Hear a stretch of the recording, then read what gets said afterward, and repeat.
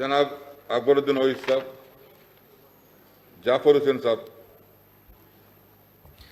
Honourable speaker sir, आज के ये जो क्वेश्चन के अंदर मेरी आपसे रिक्वेस्ट है कि हमारी पार्टी की तरफ से मैं अकेला ही बात करना चाह रहा हूं, तो थोड़ा टाइम ज्यादा दीजिए सर। क्वेश्चन पूछिए सर, मेरा पूछिए। मिनिस्टर साहब से एक सप्लीमेंट्री क्वेश्चन है, whether it's a fact that the government not issued notification after financial year 2015-16 for inviting application under bank linked subsidy scheme sir. And दूसरा यह है sir, why government not issued notification for call fresh application from 16-17 financial year onward sir. तीसरा यह है sir, if the government want to clear the pending application of 2015-16 can allocated additional budget for this financial year only, why carried forward in continuous 2016, 17, 17, 18, 18, 19, 19, 20, 20, 21, and what about 21, 22?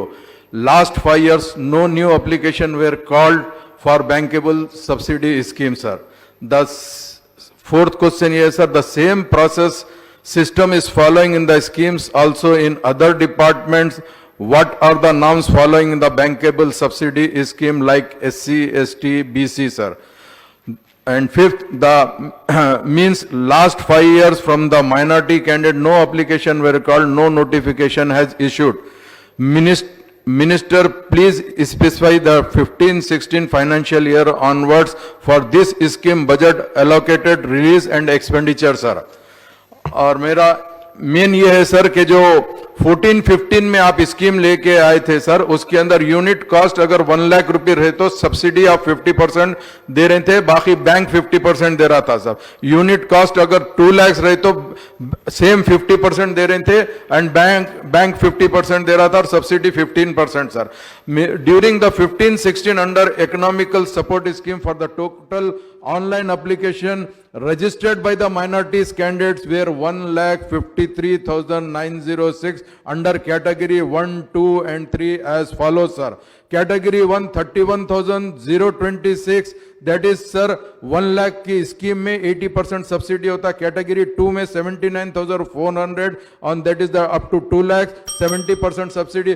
Sir actually ये question में मैं आपसे request करा sir, it's a very important question sir, I have to clear all the things sir, क्योंकि public भी देख रही है, सुन रही है, ये लोग माइनॉरिटीज को सबसे बड़ा क्वेश्चन ये है सर कि 15-16 के बाद से आज तक फ्रेश एप्लीकेशन नहीं लिए सर। इसीलिए मैं आपसे ये कहना चाह रहा हूं सर कि आप फ्रेश एप्लीकेशन नहीं लेके जो पुराने एप्लीकेशन को ही कंटिन्यू कर रहे हैं सर, क्या ये सही है क्या? अगर 5 साल पहले मुझे पैसे की जरूरत थी सर, आज 5 साल से नहीं मिले, 5 साल पहले का एप्लीकेशन वाले को आप कंटिन्यू कर रहे हैं, आज मैं भूखा मर रहा हूं सर, आज मुझे नहीं देख रहे बोले तो आप खुद गौर करिए सर कि ये कैसा होगा। तो इसीलिए मैं आपसे ये रिक्वेस्ट करना चाह रहा हूं सर कि ये जो स्कीम है, स्कीम बहुत अच्छी है सर, स्कीम की हद तक हमको कोई एतराज नहीं है सर, क्योंकि आपने स्कीम के अंदर एक चेंजेस भी ये लेके आया था सर, अप टू 50,000 पे 100% सब्सिडी दे रहे थे, कुछ लोगों को आप वो भी दिए सर, मगर इसके साथ साथ